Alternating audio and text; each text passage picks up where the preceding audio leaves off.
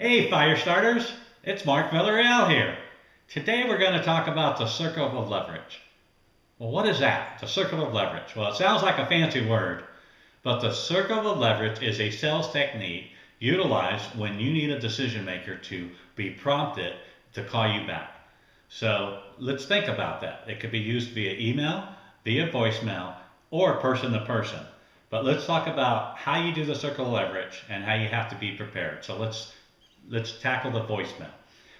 You may have a decision maker there that you know that you can be really good for their business and make an impact, but they won't call you back, and you probably left them many voicemails that they actually probably see your caller ID and say, let that go to voicemail. So what do? Well, you need to stop leaving 100 voicemails and you need to strategize the circle of leverage.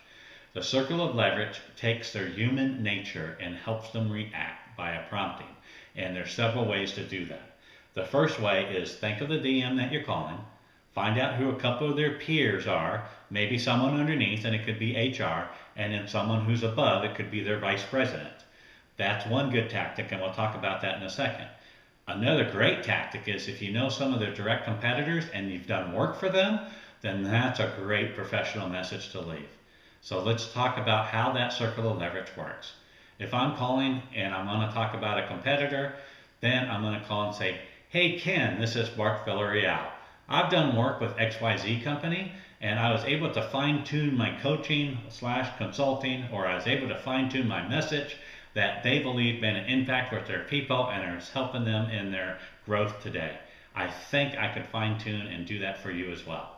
Well, that prompts that person to say, what are you doing with my competitor?